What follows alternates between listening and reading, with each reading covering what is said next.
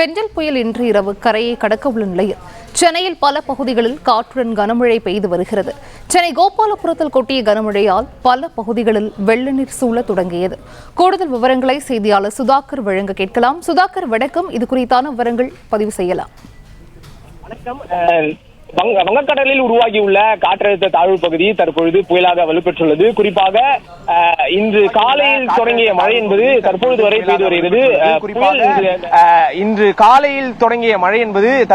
பெய்து வருகிறது. புயல் இந்த காற்றுடன் கூடிய இந்த மழை என்பது பெய்து வருகிறது. சென்னையில பல்வேறு இடங்கள்ல மழைநீர் பெய்து வருகிறது.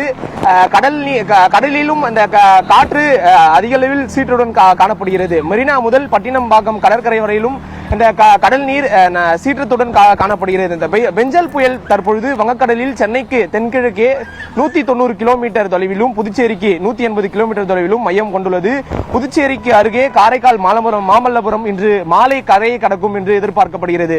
நாம் இருக்கும் இடம் இந்த கோபாலபுரம் பகுதி. இந்த கோபாலபுரம் பகுதியில் மழைநீர் முழங்கால் அளவுக்கு இந்த மழைநீர் தேங்கி நிற்கிறது. முட்டிக்கும் மேல் இந்த மழைநீர் தேங்கி நிற்கிறது. பல்வேறு சாலைகள்ல இந்த மழைநீர் தேங்கி இருக்கிறது.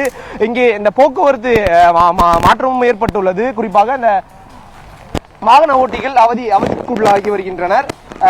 பெஞ்சல் புயலின் காரணமாக இந்த மழைநீரிலும் இந்த தூய்மை பணியாளர்கள் பணியில் ஈடுபட்டு வருகிறார்கள். சென்னையில நேற்று முதல் கனமழை கொட்டி தீர்த்து வருகிறது. மாமல்லபுரம் அதன் சுற்றுவட்டார பகுதியின் புதுச்சேரி கிழக்கு கடற்கரை சாலை ஆகிய பகுதிகளில் பலத்த மழை பெய்து வந்தாலும் நேற்று இரவிலிருந்து இந்த காற்று சூறைக்காற்று வீசி வருகிறது. 90 கிலோமீட்டர் வேகத்தில் இந்த சூறைக்காற்று பெய்து வருகிறது.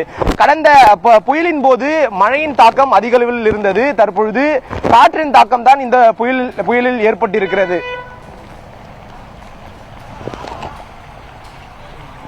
விவரங்களை வழங்கியமைக்கு நன்றி சுதாகர்.